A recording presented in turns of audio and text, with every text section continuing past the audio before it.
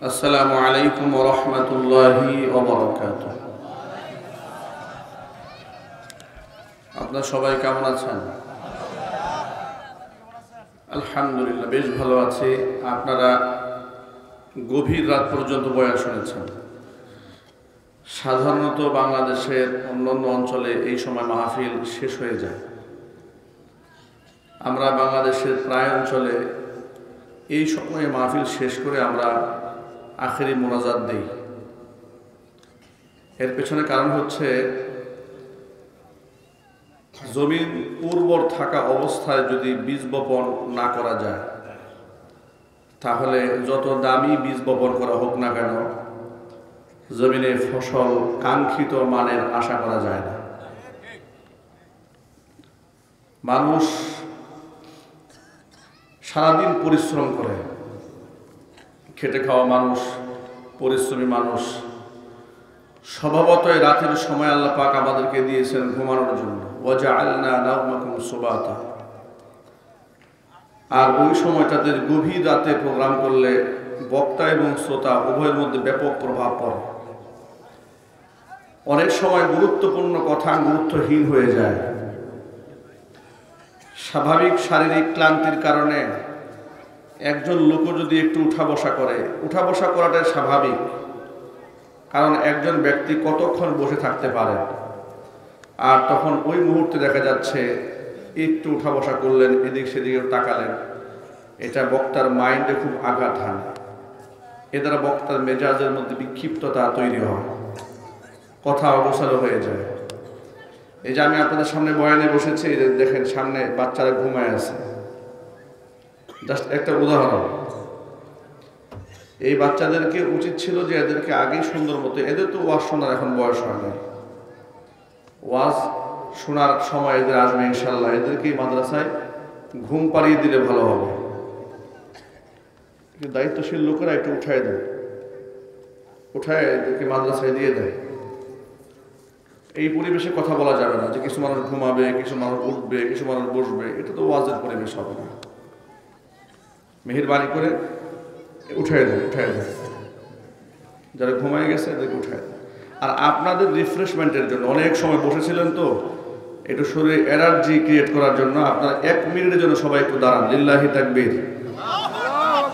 সোজা হয়ে একটু দাঁড়ান, সবাই একটু দাঁড়ান। এটা মাইন্ড ফ্রেশ করার জন্য। আপনারা আগেই কেউ বসবেন না, যারা দূরে আছেন আমি আপনাদেরকে অনুরোধ জানাচ্ছি, বিক্ষিপ্তভাবে যারা ছিলেন এখন আর বিক্ষিপ্ত থাকবেন না, এখন জমে বসে পড়বেন। আগেই বসবেন না, আগেই বসবেন না। পেছনে যারা আছেন তারা সামনের দিকে একটু এগিয়ে আসেন। আর জোর আওয়াজে তাকবীরের স্লোগান দিতে হবে, লিল্লাহি তাকবীর। এই আওয়াজে তো ওয়াজ হবে না। আপনারা যে আওয়াজ দিয়েছেন এই আওয়াজে আমার কথা বলার এনার্জিও হবে না। আপনাদের এই আওয়াজ শুনলে আমারই ঘুমে ধরবে, শ্রোতা তো দৌড় দেবে। লিল্লাহি তাকবীর, লিল্লাহি তাকবীর। মাশাআল্লাহ, জমে বসেছেন না? এখন মাশাআল্লাহ বসে যান।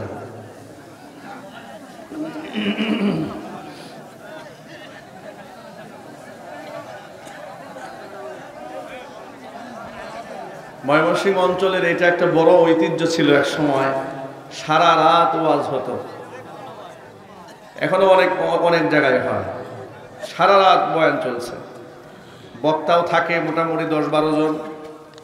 একেবারে আসর থেকে শুরু হয়, বয়ান চলছে। এর মধ্যে আমি ছোটবেলায় দেখেছি, প্রথম যখন বয়ান করতাম, ময়মনসিংহ অঞ্চলে গিয়েছি, দেখেছি কাঁথা নিয়ে বসে আছে ওয়াজ শোনার জন্য। মানে কাঁথা গায়ে দিয়ে বসে আছে, মোটামুটি রেডি, যদি প্রয়োজন পড়ে এখানে ঘুমাই যাবে, কিন্তু ওয়াজ ছেড়ে যাবে না।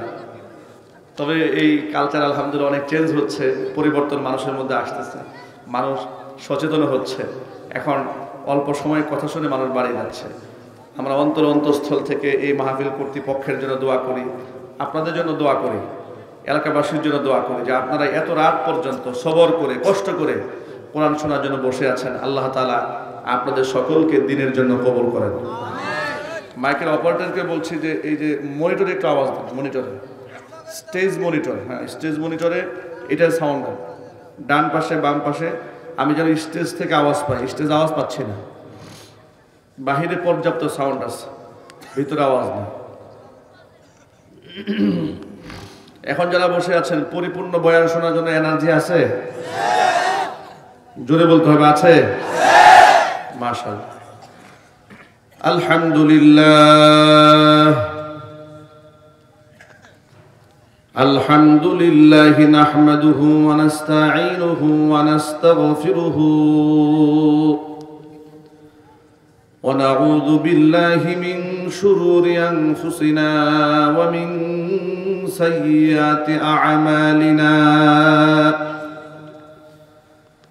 من يهده الله فلا مضل له ومن يضلل